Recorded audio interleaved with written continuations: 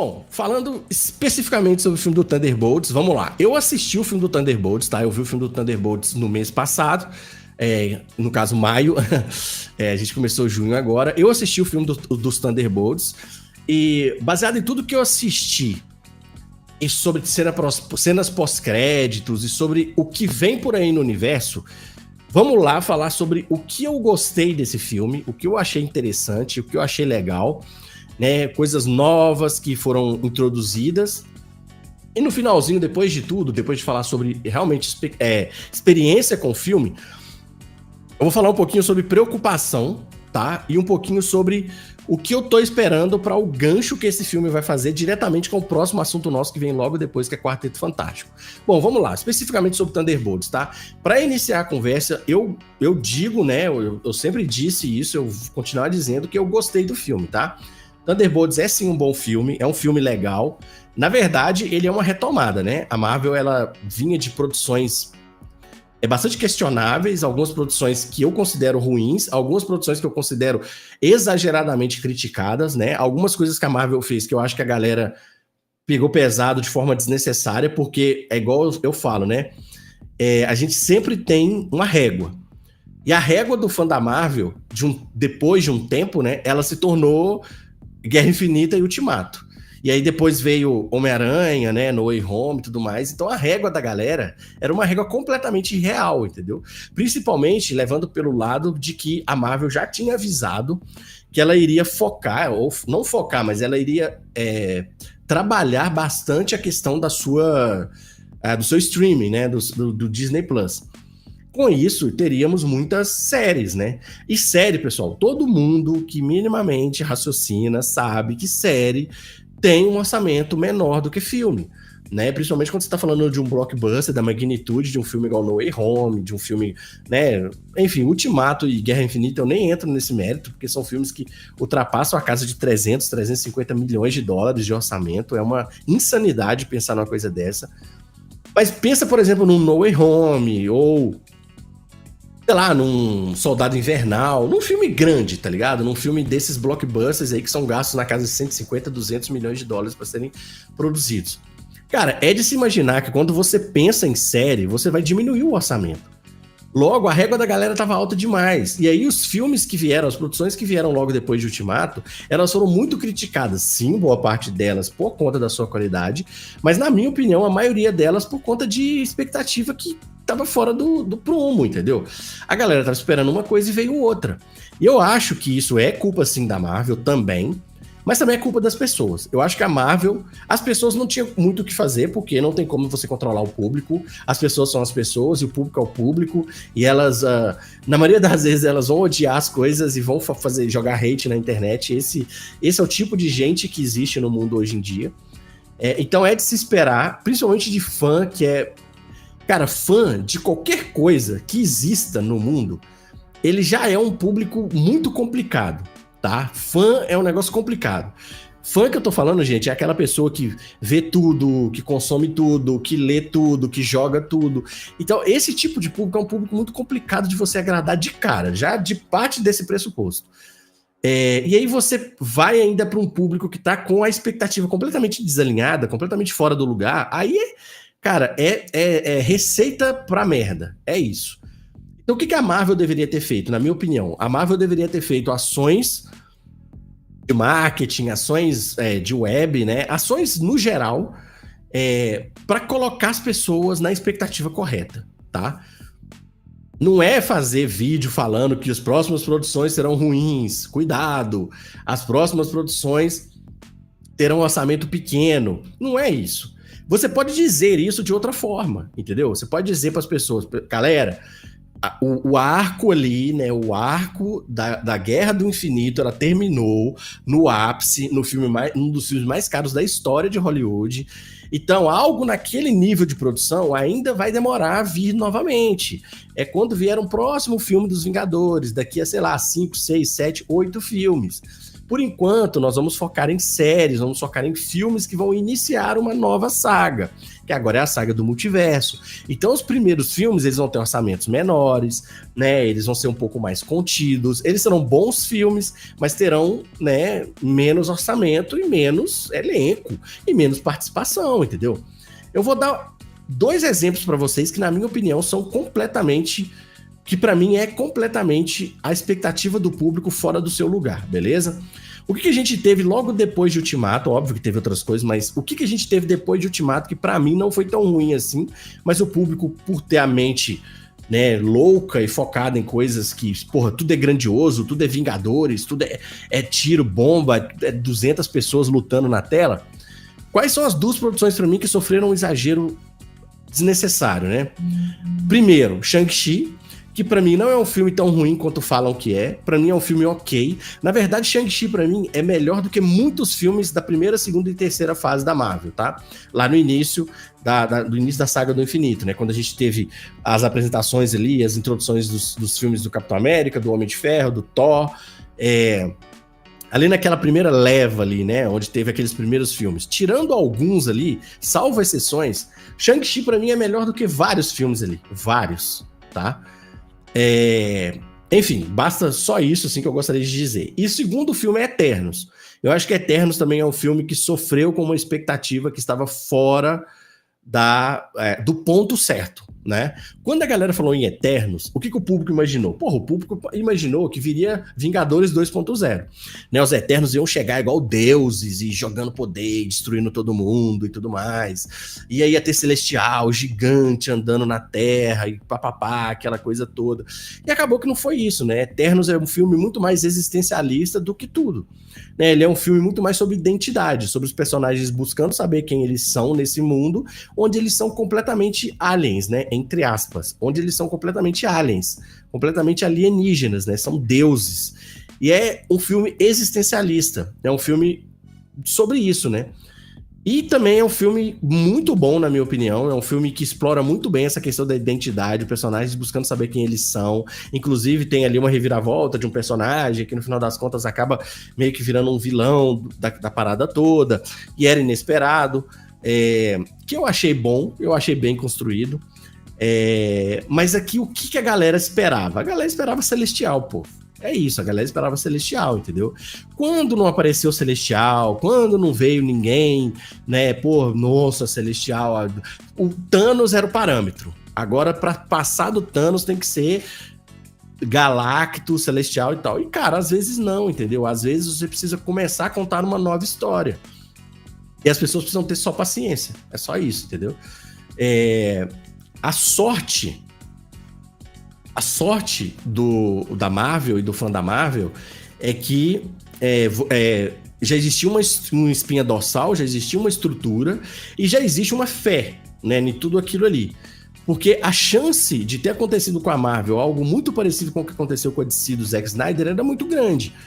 Que é pressão de público querendo coisas muito maiores do que deveria ser, apressando a apresentação de personagens e eventos que não tinha necessidade de ser apresentadas, falta de paciência para esperar as histórias serem contadas, a narrativa rolar de forma suave, e com isso veio pressão de executivo de cima para baixo, né? Como eu falei, a sorte é que o Kevin Feige, ele tinha as costas muito quentes, né? Ele tinha as costas muito largas na Marvel.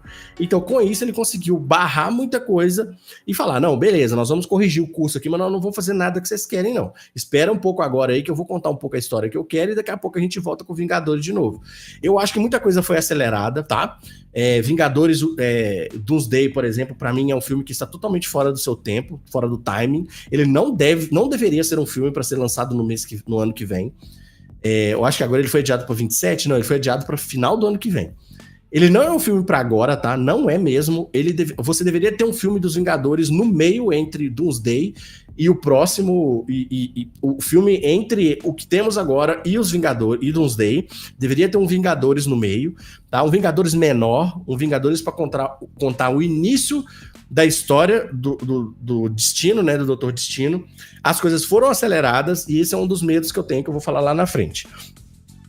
Mas beleza, agora dito tudo isso, voltando um pouco para Thunderbolts, né? Thunderbolts é um refresco no meio de tudo isso, né? ele não é um filme que tá salvando nada, ele não é o melhor filme da Marvel, ele não é essa coisa toda. E por que eu coloquei no título, né, e na descrição aqui, sobre será que Thunderbolts é uma farsa?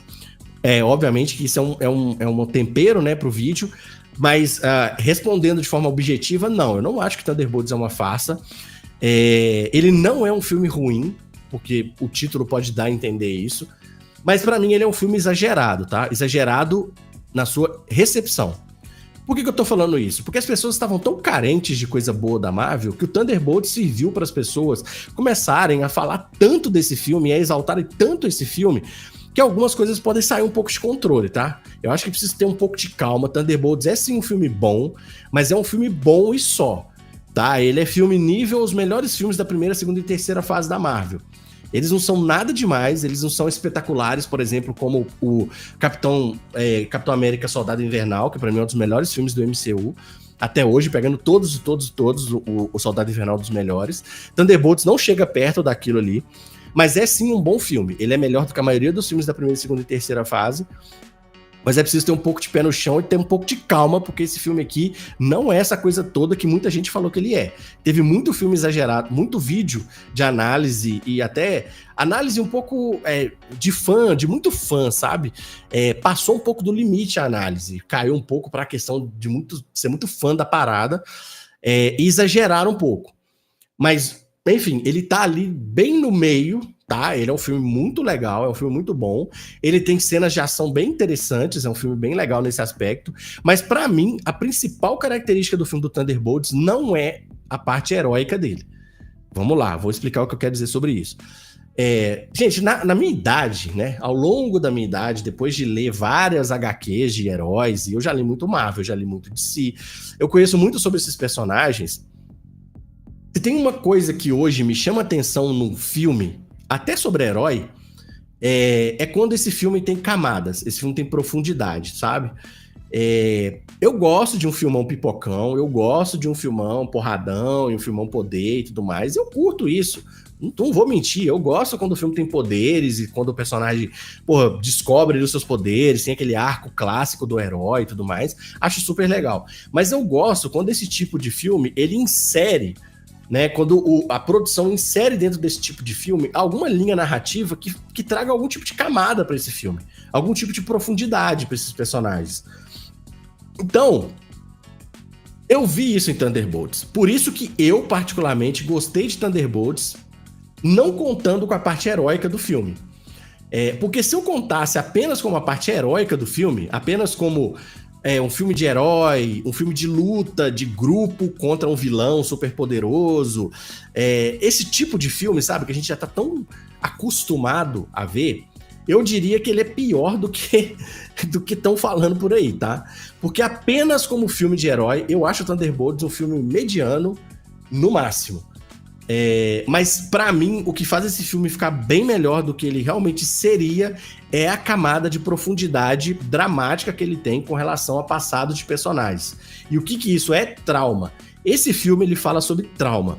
Ele fala sobre você ser criado sozinho, você ser maltratado, você ser, desde pequeno, ser tratado, né, mesmo, e acabar acreditando nisso, em ser uma pessoa inútil, uma pessoa que ninguém quer do lado, né, uma pessoa que não serve pra nada, às vezes uma pessoa que nem deveria ter vindo a esse mundo, né, a gente tem essas questões de trauma infantil, né, onde a criança ali, ela passa por várias experiências e o que ela tira dessas experiências é uma sensação de que ela não deveria ter nascido nesse mundo, né? Uma sensação de abandono, uma sensação de criação ruim e tudo mais. Isso gera traumas, gera outras coisas, né? E no fim das contas, depois que você é adulto e você já vai ser confrontado pelos problemas de adulto, aí vem toda a questão da depressão e tudo mais.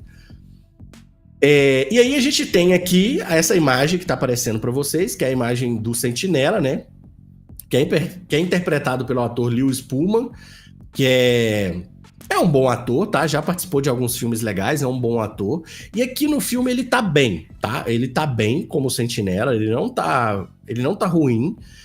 Apesar de que eu não gostei muito do início dele no filme. Eu não gostei da apresentação do Bob, porque ele é chamado de Bob no filme, tá, galera? É o Robert. Então, assim, eu não gostei da introdução dele no filme, porque eu acho que, obviamente, que, ok, ele ser introduzido do jeito que foi muito nada a ver, assim, foi muito de sopetão, ele apareceu do nada ali escondido naquela base, onde parte dos Thunderbolts estava ali no início, né? Então, assim, eu não gostei muito do início dele. Eu achei que ele estava muito exageradamente com uma posição de fragilidade muito grande, de forma forçada, porque ali, gente, a gente já começa a identificar as primeiras artimanhas do roteiro, tá? Da produção, para poder gerar o arco desse personagem. E quais são essas artimanhas? Primeiro apresentar o personagem como um personagem frágil, um personagem que é muito dependente de outra pessoa para protegê-lo, então ele é excessivamente fraco, ele é muito frágil, então isso é uma artimanha do roteiro para que depois, quando ele apareça ali em toda a sua pomposidade, em toda a sua magnitude, né, todo mundo fale, olha, que grande herói, que grande personagem. Isso é uma artimanha de roteiro. Mas assim, no geral, eu não gostei muito da introdução e eu não gostei muito de todo o início de arco dele, quando ele ainda é só o Bob, né, antes dele ser colocado como sentinela em si. Mas enfim, ele não tá mal e ele tá ok, ele cumpre o que pedem para ele e tudo mais. Dentro dessa interpretação frágil, que é uma trapaça, uma artimanha de roteiro, ele não tá ruim. Então ele tá entregando o que se pede, tá bem e tudo mais, e ok, vamos pra frente. Por que eu tô falando especificamente dele, né? Porque é introduzido no universo da Marvel um personagem extremamente importante, que é o Sentinela, né? O Sentinela, provavelmente, gente, ele foi introduzido nesse universo da Marvel porque os planos da Marvel, eles estão indo pro cósmico, né? Eles estão indo pra uma guerra cósmica. Então, gente, aqui nós estamos falando, cara, de enfrentar Galactus, nós estamos falando de enfrentar talvez até celestiais, eu não sei o que esses caras estão vindo pra cá com a ideia, né? Então eles precisavam introduzir o Sentinela nessa brincadeira, porque provavelmente em algum momento o Sentinela vai ter um embate grande, tá? Já tô adiantando isso aqui, provavelmente em algum momento o Sentinela vai ter um embate com alguém, uau, high levaço, assim, um cara, putz, bizarro, um dos caras, pensa num cara poderoso, vou chutar aqui, tá? Pensa no Thanos. Eu não sei se isso vai acontecer, tá? Mas pensa no Thanos, o Thanos que você conhece, o Thanos do final da Guerra do Infinito ali, do arco da Guerra do Infinito. Cara, o Sentinela, ele tá aqui na Marvel porque ele vai aparecer em algum momento, em alguma guerra, pra bater de frente com um cara igual o Thanos, entendeu? É pra isso que ele tá aqui. E o Sentinela, do mesmo jeito que ele é um baita personagem, ele é uma boa introdução, ele traz possibilidades ali pra Marvel, só por quem ele também se torna um problema, tá? Igual aconteceu com a Carol Danvers ali, com a Capitã Marvel, que é um personagem overpower demais que você não sabe muito bem o que vai fazer com ele. Então, o que eu acho é que provavelmente o personagem do Sentinela, ele vai ser mais Bob do que Sentinela na maioria das vezes. É igual o Hulk, né? O Hulk, a maioria das vezes, ele é mais Bruce do que Hulk. Primeiro porque a Marvel não tem todos os direitos do Hulk, então ele só pode ser apresentado, ele só pode aparecer no meio dos Vingadores. E o Bob e o Sentinela, ele provavelmente vai ser mais Bob do que Sentinela, porque, cara, como é que você coloca o Sentinela, velho?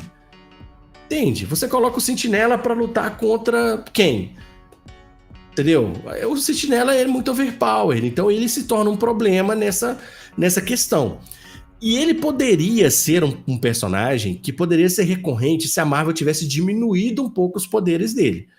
Né, a gente percebe nesse filme aqui que eles exageraram demais nos poderes dele. Ah, João, mas ele estava enfrentando o Soldado Invernal, ele estava enfrentando a Fantasma, ele estava enfrentando a Helena, ele estava enfrentando o Guardião Vermelho.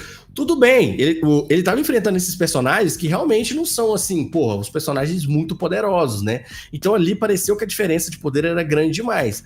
Mas é muito complicado você apresentar o personagem desse jeito e depois querer que ele não bata com uma mão só, por exemplo, sei lá, quem que eu vou falar aqui? Num Skrull da vida, entendeu?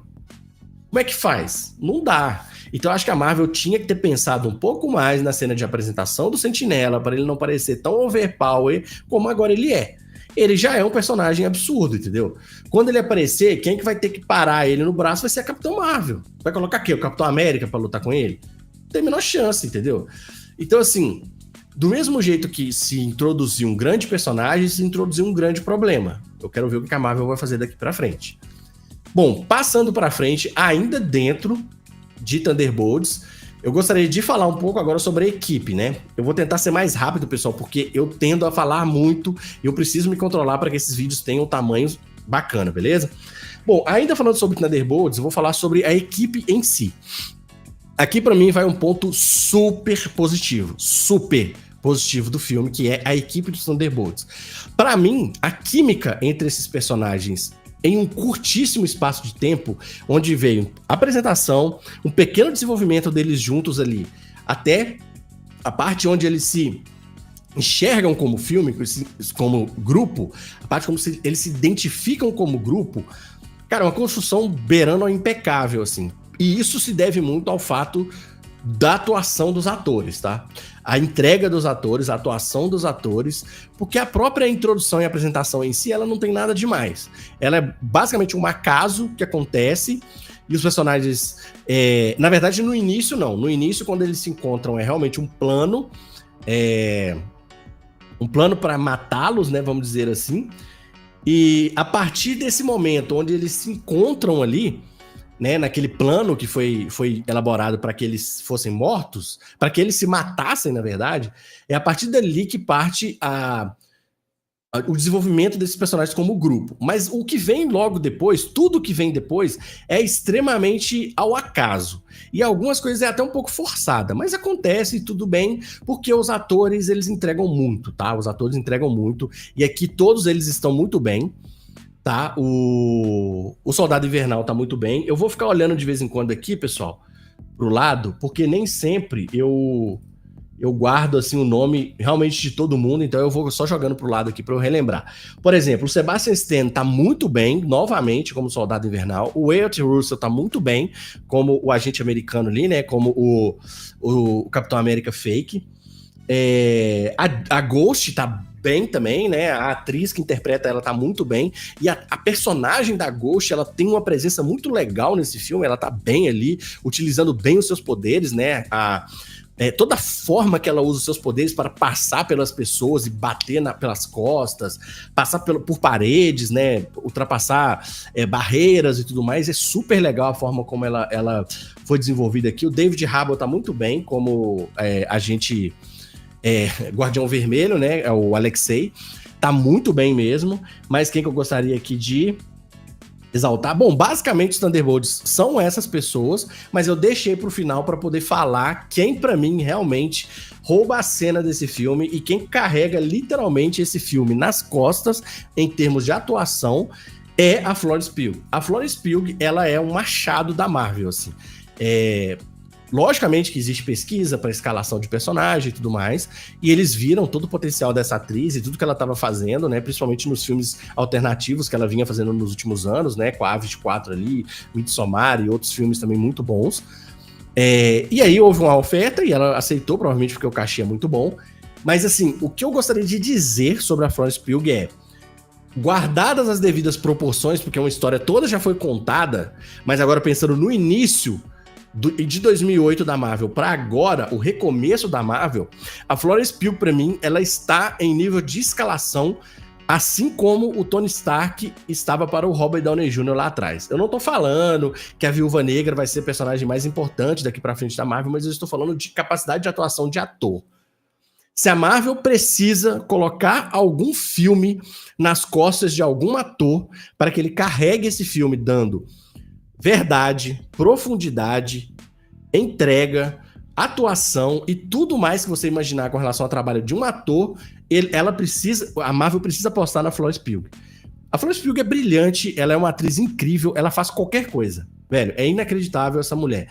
Ela faz terror, ela faz drama, ela faz comédia, ela faz romance / comédia romântica, romance, e ela faz ação. Ela entrega tudo, cara. E ela entrega tudo num nível muito bom. Ela é disparado, na minha opinião, nesse momento, a melhor escalação da Marvel, né? O melhor casting que a Marvel tem nesse momento é a Florence Pugh, competindo ali em mesmo pé de igualdade ali, em nível de atuação e em nível de ator mesmo, e camadas e capacidade de atuação que esse ator tem, com o Tom Hiddleston, né, que faz o Loki, que pra mim é impecável, o cara é brilhante, genial, simplesmente.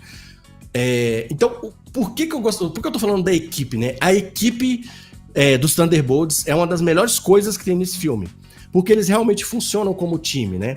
Eles funcionam em todas as camadas praticamente. Eles funcionam na ação, quando tá mais ali a presença do Soldado Invernal, né? Que é um cara mais voltado pra ação, é um personagem mais bruto, né? O Sebastian Stan dá muita verdade pra esse personagem em termos de peso, de responsabilidade, né? Porque agora ele é um congressista americano, né?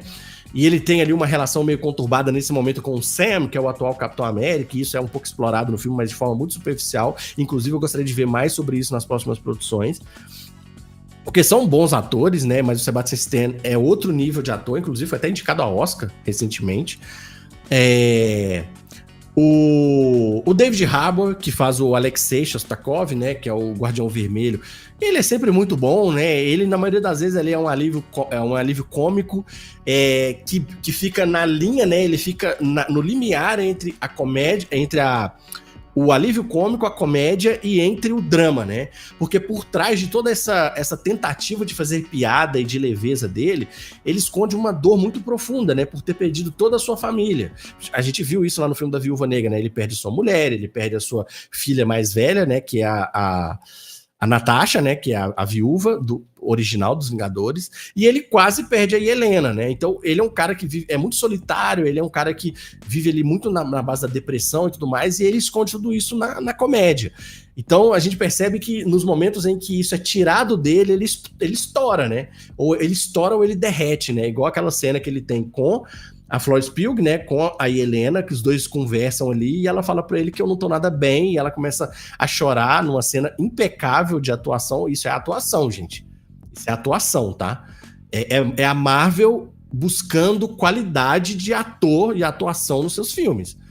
É uma cena incrível, uma cena impecável dos dois atores que estão muito bem, eles sentem os personagens, e isso pra mim é uma das melhores coisas desse filme, que é a atuação desses personagens. Bom, e aí a gente tem também o Wyatt Russell, que traz ali um aspecto cafajeste, né? É um Capitão América diferente, né? A gente tem o Capitão América do Steve Rogers, é o Capitão América da honestidade, o cara ali que é o símbolo da responsabilidade, né? O cara sisudo, né? Que ri muito pouco e tudo mais. É um cara que não fala mentiras, né? Enfim, é um cara diferente.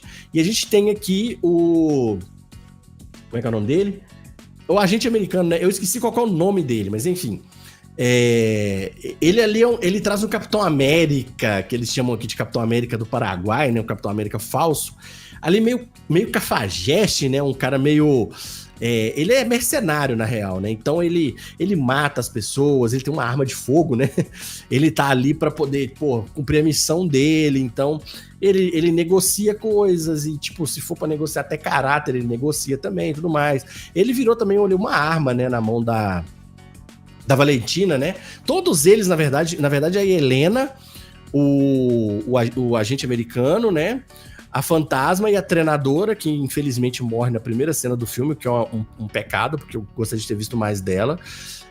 Talvez isso é porque a atriz não tinha mais agenda pra continuar como a personagem, aí ela apareceu só pra morrer mesmo e tudo mais, pra ter um fim pra personagem. Mas todos eles se tornaram armas da Valentina, né? E ele encarnou mesmo, e é estranho, é engraçado você ver uma figura que se parece com o Capitão América, totalmente diferente do Steve Rogers, né? Cafajestão e tal, com aquela aparência de mercenário, mas é super legal. Eu acho que o ator também tá muito bem. E a personagem também, né? A atriz que faz a Ghost também, que eu posso até ler o nome dela aqui, mas o nome dela é complexo. O nome dela é Hannah John Kamen. Ela tá bem também na personagem, mas a fantasma, ela é uma personagem mais unilateral, né? Ela é uma personagem mais reativa no filme, ela tem falas muito prontas, ela tá ali só pra poder fazer parte do grupo dos Thunderbolts. Ela tem um ou outro momento bom ali, legal, onde ela fala um pouco do passado dela, aí você vê alguns aspectos de drama ali na atriz, que é boa também. Mas ela não tem muito tempo de tela pra poder atuar crua, né? Ela tá mais ali na ação e tudo mais, mas tá bem, ok, tá tudo bem. Então, a segunda parte relevante desse filme dos Thunderbolts é realmente o grupo, né? O grupo é super importante, é um bom grupo, e no final das contas ali, eles até são chamados ali no final do filme de Novos Vingadores, né? E aí acaba com aquele asterisco que tinha no filme, no nome do filme, no nome do grupo, né? Que era Thunderbolts asterisco. Aí Thunderbolts virou Novos Vingadores, né? New Avengers e tal. Com uma cena final da Allegra, ele aproveitando tudo que aconteceu, né? Aí a Allegra, ela aproveita a oportunidade para poder pegar o microfone e falar: eu estou anunciando aqui os Novos Vingadores. Aí mostra eles lá e tal, né? Eles conseguiram resolver o problema e tudo mais, papá. E aí, a partir dali, meio que eles se tornam os Vingadores oficiais, vamos dizer assim, já que não tem Vingadores mais, né? O Tony Stark morreu, o Capitão América foi embora, ficou velho. E os outros também, cada um foi pro seu canto. E essas coisas de quadrinhos que não tem muita explicação, né? O Sentinela tá quase destruindo a cidade de Nova York, ele tá transformando todo mundo em sombra. E onde raios está o Homem-Aranha, né? Onde raios está o Capitão América, que há poucos dias estava brigando com o Hulk vermelho, né? Enfim, mas essas coisas a gente não traz também, porque, porra, é um filme de herói, gente. É um filme de personagens que têm poderes e vestem roupas coloridas. Então a gente não precisa ficar tão assim também, né? Tão apegado a essas realidades, né? E o terceiro e último ponto sobre os filmes dos Thunderbolts que eu queria falar é sobre a versão sombria do Sentinela, que é o Vácuo, né? Que foi caracterizado dessa forma que vocês estão vendo aqui. Era uma coisa que eu tinha muita expectativa de ver, né? Como que eles iriam caracterizar o Vácuo aqui. E a gente tem essa caracterização, que é como se fosse uma sombra, né? É um ser completamente sem luz, onde é retirado completamente a luz dele, e isso aqui acontece durante o dia. Então, teoricamente, tem raios de luz ali, tem muitas luzes passando para tudo quanto é lado ali e tal. E ele é uma criatura, né? Com a silhueta ali do Sentinela, só que completamente sem luz nenhuma, né? Ele é a ausência de luz, ele é a sombra completa, né? E isso ficou muito legal, porque traz realmente, né, a caracterização dele, né? A personificação do Vácuo, ela exprime, ela demonstra completamente o que é esse personagem, né? O que é essa, na verdade, não é esse personagem, né? O que é essa faceta do Sentinela, né? Esse aspecto do Sentinela, que é o Vácuo, que é como se fosse uma segunda personalidade, né? Que é um alter ego, vamos dizer assim, dele, que existe. Por conta do Robert Reynolds, se eu não me engano, né? Ele tem uma mente completamente quebrada, né? Como eu falei no início, Thunderbolts trata muito sobre trauma. E o personagem do Bob, né, do Robert Reynolds, ele é o personagem mais quebrado desse filme, né? Ele sofreu traumas violentíssimos quando ele era criança, não fica explicitado quais foram o que aconteceu com ele na prática, né? Até porque nem precisava, porque é bem pesado já o que é mostrado. Mas assim, fica muito claro no filme que ele é um personagem extremamente quebrado, né? Ele sofreu muitos abusos quando era criança, abandono, palavras muito pesadas sobre que ele não deveria nem existir e tudo mais e tal. E ele foi crescendo ali, desenvolvendo várias características completamente quebradas, né? Um cara que não vê valor em si mesmo, acha que não tem lugar nesse mundo, é um cara que não se vê necessário, né? Ele prefere viver sozinho, isolado, do que viver junto com as pessoas. Ele não sabe muito, ou nunca conviveu muito com amor, com empatia, com amizade. Então, ele é um cara completamente quebrado em vários aspectos. E quando ele passa por essa experiência para se tornar o Sentinela. Eu vou explicar muito rapidamente dentro do filme como que funciona, tá? Para vocês entenderem. Tem algumas semelhanças, tem semelhanças com o HQ, mas tem diferenças também. Qual que é a questão, né? Bem rapidamente. O Sentinela aqui, ele é um programa, né? Aqui no filme dos Thunderbolts, no universo da Marvel, o Sentinela é um programa.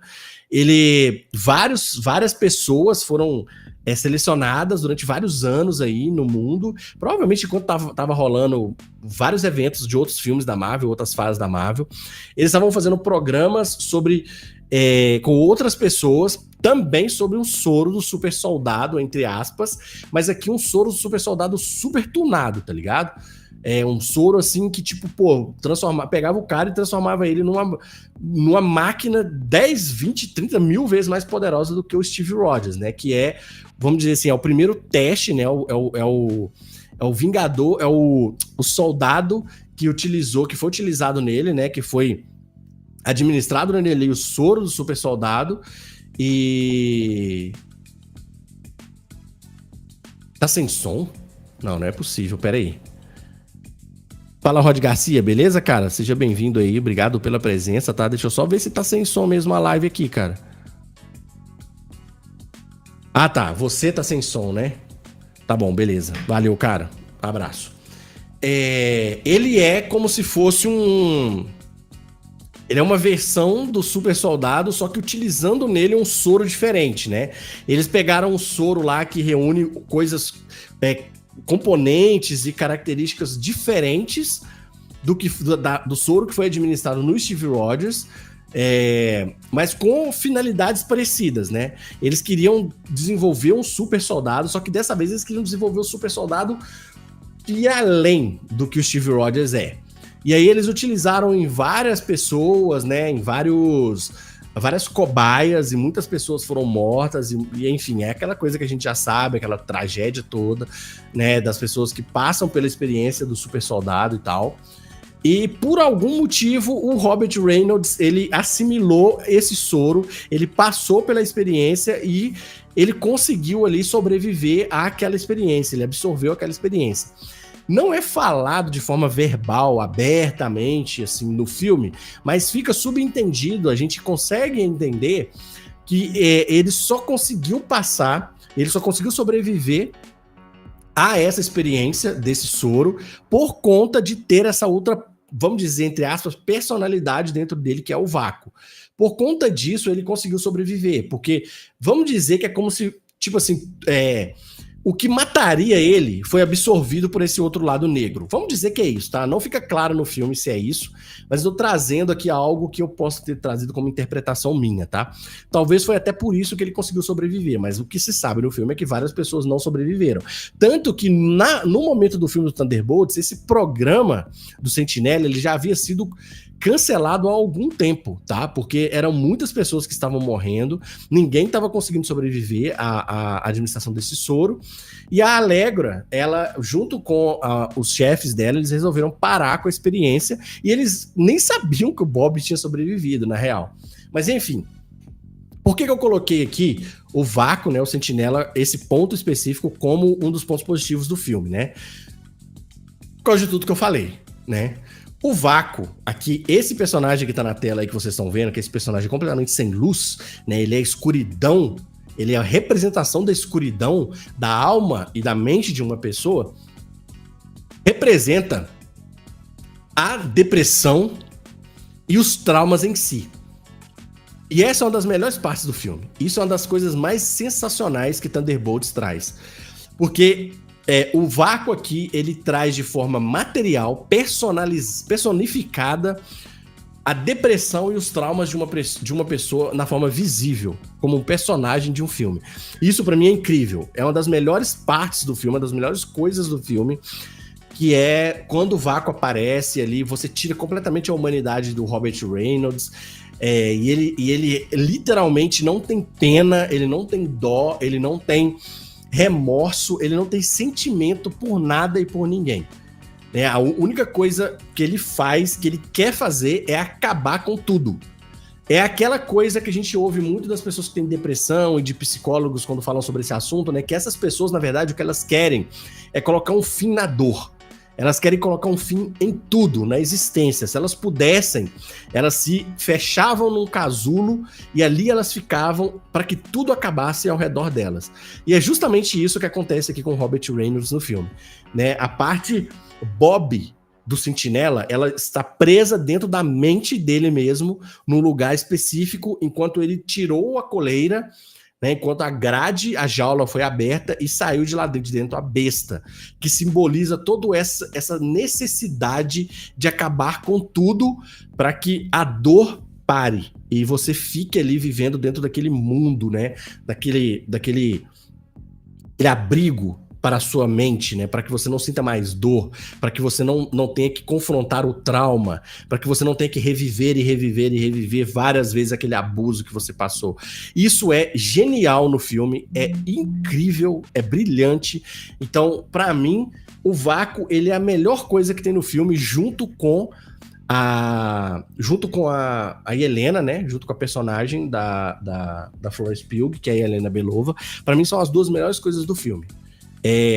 E não por isso, né? Não menos por isso, os dois personagens são os que mais se identificam, né? São os que mais aparecem, e é por conta dessa relação tênue, dessa relação próxima entre esses dois personagens, tão traumatizados, tão quebrados, que o filme é resolvido, né? Porque, gente, eu vi muita gente na internet falando sobre o filme é uma bosta, porque você vence o vilão com a força do amor, não sei o quê, e aquele papinho. Sabe aquele papinho de gente pequena no Twitter? Aquele papinho de gente ridícula, que tudo pra elas é na base da testosterona, tudo pra elas é na base do músculo, é na base do poder, do soco, visão de calor, do raio, não sei o quê. Cara, esse é um pensamento tão minúsculo comparado com a mensagem que esse filme traz, que, na real, a pessoa não consegue nem pensar, cara, pra falar uma bobagem dessa. Cara, você tá falando de um cara que tem o poder de 1000 sóis explodindo. Tenta imaginar o que é isso. O Sentinela, ele é um Superman, vou falar isso aqui com muitas aspas, tá? Ele é um Superman da Marvel com muitas aspas, porque não é. O Sentinela é uma coisa, o Superman é outra. Eu tô falando em termos assim de presença, de poder. Quantas pessoas precisam juntar para vencer o Superman? É a partir desse mesmo pressuposto que você pensa no Sentinela. Então, o diretor do filme, ele foi muito feliz em pensar no final desse filme, porque não existia outra forma de você vencer o Sentinela que não fosse você recuperando o Bob de dentro do Sentinela. Né? Quando o vácuo toma conta de tudo e ele vem com essa característica, né, de querer acabar com a dor do Robert Reynolds, e ele vem com esse poder avassalador para acabar com todas as pessoas, para acabar com a luz e trazer só escuridão, porque ali na escuridão ele consegue se abrigar melhor e não tem ninguém mais olhando para ele, não tem mais olhares julgando ele, não tem mais pessoas abusando dele. Isso é incrível. E o único jeito de você resolver esse problema, o único jeito de você vencer esse personagem é você realmente indo a fundo da psique desse cara. É você recuperando a característica bondosa que esse cara tem, que é o Bob. Então, a forma como foi feita é muito boa, cara. Né? A Helena entrou lá dentro da alma dele, da mente dele, junto com os outros Thunderbolts, né? Pra poder tirar de lá de dentro o melhor que esse cara tem, que é o Bob. Isso é incrível. Eu achei o final muito bom. Talvez a execução em si ela tenha alguns problemas, mas não chega a atrapalhar. Eu acho esse final muito bom e eu gosto de Thunderbolts, tá? Eu gosto desse filme. Ele tem um pequeno exagero ali, mas enfim, esse filme é super legal. Exagero que eu falo das pessoas, tá? A crítica, muita gente falando, nossa, o melhor filme da Marvel, isso, aquilo, blá, blá, blá, ok. Até o melhor filme da Marvel depois de Vingadores Ultimato, não sei se eu concordo com isso, tá? Porque como eu falei no início aqui, eu continuo gostando bastante de Shang-Chi, de Eternos, né? Me critique se vocês quiserem, não me importo, mas eu acho um filme bom sim, é um filme honesto, é um filme que traz camadas, e a Marvel tá de parabéns por ter coragem de trazer isso para um filme e não ficar só pensando em poder e herói, beleza? Sobre Thunderbolts, partes positivas é isso.